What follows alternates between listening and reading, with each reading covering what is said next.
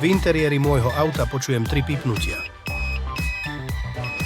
Taktiež som dostal SMS správu Replace battery in tag od môjho online systému Pandora. Čo to znamená? Váš autorizačný prívesok Pandora má vybitú batériu a treba ju vymeniť. Teraz vám ukážem, ako vymeniť batériu v autorizačnom prívesku Pandora BT760.